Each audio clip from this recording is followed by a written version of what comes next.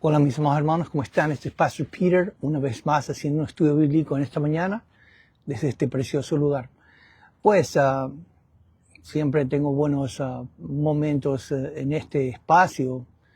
Me acuerdo que cuando era más joven viví por 4 años en un campamento en el Instituto Bíblico en la Argentina y pues ahí pues tuvimos nuestra primera experiencia teológica con nuestra esposa, ¿no? Experiencia de ministerio, experiencia de estudio bíblico, etcétera. Pues, pero guardo muchos recuerdos de,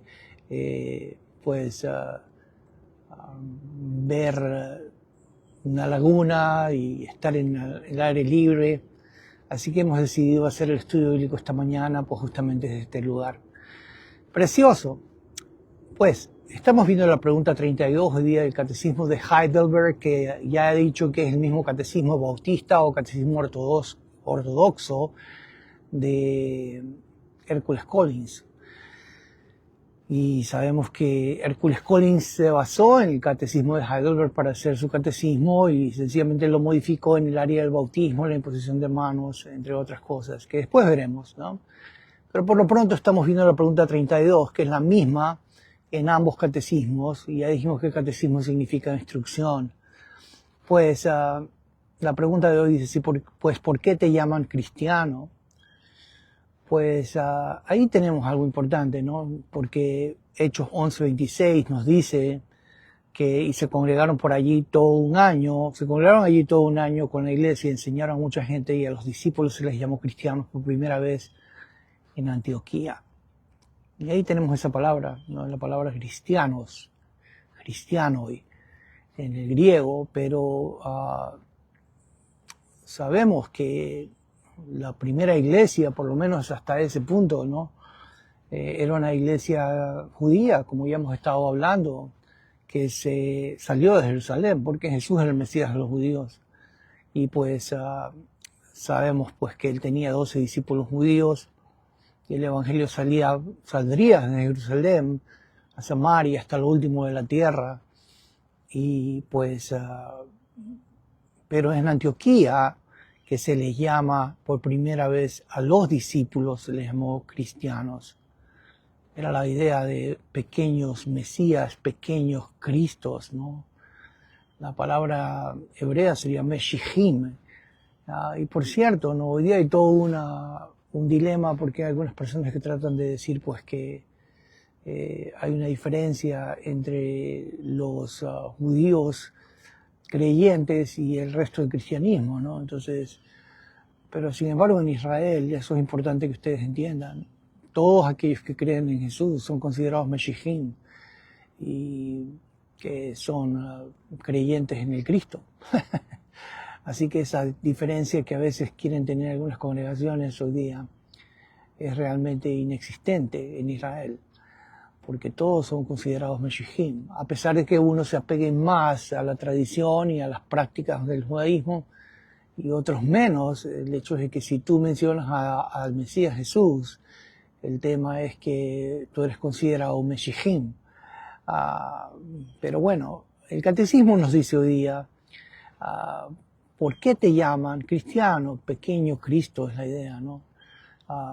Y la respuesta del catecismo es así, pues, porque por la fe soy miembro de Jesucristo y participante de su unción, para que confiese su nombre y me ofrezca a Él en sacrificio vivo y agradable, para que en esta vida luche contra el pecado de Satanás con una conciencia libre y buena, y para que después de esta vida reine con Cristo eternamente sobre todas las criaturas. Lo primero que tenemos que ver aquí es que se nos dice que por la fe somos miembros de Jesucristo. Claro, Cristo es la cabeza de un miembro de un cuerpo espiritual, de los cuales todos somos miembros. Se entra por medio de cuando uno cree en Jesucristo. Dice 1 Corintios 12:13 que hemos sido colocados por el Espíritu Santo en un cuerpo. Ese cuerpo es un cuerpo espiritual al cual hemos entrado por la fe y participamos de su unción. Y eso es interesante porque hemos estado hablando acerca del libro de Joel 2:28, ¿no? Y también Hechos 2:17 y 18, los días domingos, ¿no? pues ahí vimos que dice el texto de Joel 2:28, y en los postreros días dice Dios, derramaré de mi espíritu sobre toda carne, y vuestros hijos, vuestras hijas profetizarán. Y de cierto, sobre mis siervos y sobre mis siervas en aquellos días derramaré de mi espíritu y profetizarán.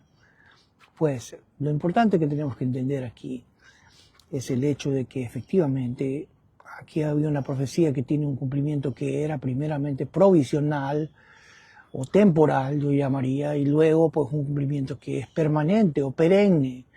Y la primera parte, te dije, tenía que ver con el hecho de que ciertamente Dios había derramado su espíritu, pero ahora los discípulos, los apóstoles particularmente, tenían ciertas señales para poder testificar al Israel del primer siglo, tales como lenguas, prodigios, milagros, señales, diversos repartimientos del Espíritu Santo y obras portentosas, pues que fueron manifestadas al Israel del primer siglo. Esas señales eran temporales hasta llamar al Israel del primer siglo, antes de la destrucción del templo, al arrepentimiento. Pero luego hay una idea permanente, te dije, perenne, y es que el Espíritu Santo, efectivamente, el Espíritu Santo prometido en el Antiguo Pacto, es el Espíritu del Nuevo Pacto, ha sido derramado sobre la iglesia, sobre los que creen. Y eso ocurrió justamente desde aquel día de Pentecostés. Y por ese Espíritu, pues, todos son ungidos con el Espíritu Santo. Y también tenemos ciertas capacidades, ¿no? Por ejemplo, el caso de Pedro. Pedro habló como un profeta ese día que habló. Quiero recordarte que él era un pescador sencillo, sin letras básicamente, pues, y sin dones de profeta, pero sin embargo, pues, él entendió la Escritura de una manera fantástica, ¿no? Y nos explicó las Escrituras, lo que había hablado las Escrituras acerca de David y cómo se cumple estas profecías mesiánicas en la persona del Mesías. Y pues luego tenemos el hecho de que también hay un cumplimiento de las profecías referentes al Mesías que son explicadas por Pedro. Y luego también hemos visto cómo se nos prometió que el Espíritu Santo nos iba a asistir para comprender, recordarnos la Escritura y testificar de Él, como que si fuésemos profetas, como alguien ha dicho, conocedores de los tiempos, y también distinguidores de las falsas profecías. Primera de Juan 2:20 al 27 dice así, pero vosotros tenéis la unción del Santo y conocéis todas las cosas. La idea es que la iglesia tiene la capacidad de poder distinguir lo falso de lo verdadero por medio de la unción del Espíritu Santo y por medio de la palabra de Dios. Es por medio del Espíritu Santo que entendemos lo que Él ha revelado en su palabra. Y adicionalmente, pues tenemos esta idea de que somos también sacerdotes también, ¿no? Es decir, que así nos habla del sacerdocio de todos los creyentes. Y debemos recordar que aquí el catecismo nos dice que nosotros debemos ofrecernos a Él en sacrificio vivo y agradable para que en esta vida luche contra el pecado. Y Satanás, si hay algún aspecto, ¿ves? Yo diría que el Espíritu Santo trae ese aspecto a nuestra vida. Es un aspecto de actuar como en el sentido del profeta, ¿no? De conocer la Escritura, entender los tiempos, comprender la palabra, testificar de Él. Pero el aspecto del sacerdote, pues, es presentar sacrificios de labios que confiesan su nombre, sacrificios vivos y agradables a Dios, como dice el libro de Romanos, capítulo 12. Pero también un aspecto del reino, y la idea es que hay que luchar, o de gobierno, de que hay que luchar contra el pecado y contra Satanás, con una conciencia libre y buena. De hecho, 1 Pedro 4:16 nos dice así, pero si alguno padece como cristiano, no se avergüence, sino que glorifique a Dios por él. Pues algunas veces pensamos de que la vida cristiana es color de rosas, pero no lo es. Los reformadores fueron perseguidos por pararse en la palabra de Dios. Y así también todo aquel que quiera vivir de una manera justa, de una manera de acuerdo a la palabra de Dios, va a padecer persecución de aquellos que son enemigos del Evangelio. Pero sin embargo hay que ofrecer la vida en sacrificio al Señor, en servicio al Señor, aún intercediendo por los perseguidores, ¿no? Como sacerdotes, como el Señor Jesús hizo, ¿no? Orando por sus perseguidores aún desde la cruz, ¿no? Padre, perdónalos porque no saben lo que hacen, Él dijo. Pero además se nos permite luchar contra el pecado, con el mundo, con todas sus codicias, con la espada del Espíritu Santo, que es la palabra de Dios. Es por medio de la palabra de Dios, por medio de la espada del Espíritu, es que nosotros pues luchamos contra el pecado, ¿no? Y por cierto, alguien ha dicho, lo más cerca que estés de la palabra de Dios, lo más lejos que estarás del pecado, lo más lejos que estarás, más cerca del pecado, estás más lejos de la palabra de Dios. Así que es importante que sepas que la palabra de Dios es tu espada, es la espada del Espíritu que te ayuda a pelear y pues a luchar contra el pecado y a tener una conciencia libre, ¿no? La cual se obtiene por medio de la confesión del pecado, ¿no? No puedes tener una conciencia libre si tú no estás confesando tu pecado, es decir, reconociendo. Y esa palabra homologeo en el griego lo único que significa es que tú tienes que decir lo mismo que dice Dios acerca del pecado. ¿Y cómo sabes lo que dice Dios acerca del pecado? Por medio de lo que Dios dice en su palabra. ¿Te das cuenta? Entonces, cuando tú vienes a la palabra, el asunto es que la palabra te confronta y tienes la oportunidad de reconocer tu pecado delante de Dios y ponerte a cuentas con Dios. Y la sangre de Jesucristo que limpia de todo pecado te va a limpiar si reconoces tus pecados, tal como dice 1 Juan 1:9. Pero además, ya te dije, voy a volver a repetir la pregunta y luego contestar, ¿no? Hasta el final, pero dice así, pues ¿por qué te llaman cristiano? Porque por la fe soy miembro de Jesucristo y participante de su unción para que confiese su nombre y me ofrezca a Él en sacrificio vivo y agradable para que en esta vida luche contra el pecado de Satanás con una conciencia libre y buena, y para que después de esta vida reine con Cristo eternamente sobre todas las criaturas. ¿Sabes? La Biblia habla en el capítulo 3 del libro de Apocalipsis, el versículo 21, dice, al que venciere, dijo el Señor Jesús, dice el Señor Jesús, le daré que se siente conmigo en mi trono, así como yo he vencido y me he sentado con mi Padre en su trono. Así que es una promesa de que reinaremos con Jesucristo en la nueva tierra como reyes y sacerdotes. Pues qué bárbaro eso, ¿no?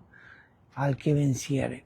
Tú sabes que se vence por medio de la fe en Jesucristo, es lo que dice Juan, en 1 Juan capítulo 5, y esta es la victoria, ¿no? Lo que ha vencido al mundo es nuestra fe. Pues así es en Jesucristo que nosotros vencemos, es en Jesucristo que nosotros luchamos. Mira lo que dice 1 Juan capítulo 5 y el versículo 5. Bueno, es el 4, ¿no? Porque todo lo que es nacido de Dios vence al mundo, y esta es la victoria que ha vencido al mundo, nuestra fe. ¿Quién es el que vence al mundo sino el que cree que Jesús es el Hijo de Dios? Así que en Él tenemos victoria, en Él hay victoria. Y sabes, por esa victoria que Él ha ganado para nosotros, pues nosotros nos vamos a sentar con Él en su trono y reinaremos en un reino eterno, un reino de reyes y sacerdotes. Así que, ¿por qué te llaman cristiano? Pues tienes que entender. Porque, como dice el catecismo, en su respuesta, porque por la fe soy miembro de Jesucristo. Así es. Cristo es la cabeza y nosotros somos sus miembros. Y participamos de su unción para confesar su nombre. Por esa unción, por medio de la palabra, distinguimos lo que es falso de lo verdadero. Y confesamos su nombre y nos ofrecemos a Él en sacrificio vivo y agradable. Y para que en esta vida luchemos contra el pecado. ¿Sabes? Esa lucha es hasta el final. ¿Te das cuenta? Es hasta el fin de tus días, hasta que veas a Cristo mismo, ¿no? Y un día seas glorificado con un cuerpo que ya ha acabado con el pecado. Y peleamos contra Satanás, ¿no? Con una conciencia libre, confesando nuestros pecados, ¿no? Limpiando nuestras conciencias de obras muertas, como dice el libro de Hebreos, y una conciencia que es buena delante de Dios, de acuerdo a la palabra de Dios, y para que después de esta vida reine con Cristo eternamente sobre todas las escrituras. Mira, hermosas promesas del catecismo esta mañana. Pues en Él tenemos la victoria. Camina en esa victoria en Jesucristo. Camina en la palabra de Dios, importante, ¿no? Tienes que vivir en la palabra. Tienes que caminar en la palabra, meditar en la palabra. ¿Cómo está tu lectura de la palabra de Dios? ¿Cómo está tu entendimiento de la palabra de Dios? Este es un mes especial. Se le llama el mes de la Biblia. Porque justamente, pues, Casiodoro de Reina, el 26 de septiembre de 1569, publicó la Biblia del Oso, ¿no? La antigua versión de Casiodoro de Reina. Pues también se recuerda a Jerónimo, y Jerónimo fue el autor de la Vulgata latina, así que tradujo la Biblia del hebreo, del griego, del arameo y la tradujo al latín para todo el mundo que hablaba latín en el Imperio Romano. Pues tremendas cosas, ejemplos de la Biblia, ¿no? Pero importante que le des un lugar a la palabra de Dios en tu vida, ¿no? En este mes especial, que también es un mes de arrepentimiento. Recordamos el mes de Elul para los judíos, ¿no? Que es un mes donde se toca el shofar, donde hay muchos llamados al arrepentimiento, porque se cree, pues, que en la fiesta de las trompetas, pues Dios se sienta como juez sobre toda la creación y decide sobre las criaturas, ¿no? Quién va a ser inscrito en el libro de la vida y quién no. ¿Sabes? La Biblia habla de que cuando tú pones tu fe en Jesucristo, eres inscrito en el libro de la vida. Pues mi deseo es que Dios te inscriba en ese libro, el libro de la vida del Cordero. Bueno, sin más que decirte, quiero recordarte que la Iglesia Bautista Miramar se reúne todos los días domingos, ¿no? A las 9 de la mañana aquí en West Park, Florida. Si tú no tienes una congregación en el área, eres bienvenido a que nos visites y adores con nosotros, pues exaltes al Cristo resucitado, ¿no? Aprendas de su palabra y pues seas edificado con el resto de la iglesia, ¿no? Y que adores al Dios verdadero, al Dios trino, Dios en tres personas, bendita Trinidad. Sin más que decirte, que el Señor te bendiga y que tengas una semana de bendición. Con el permiso de Dios nos veremos pronto. Saludos.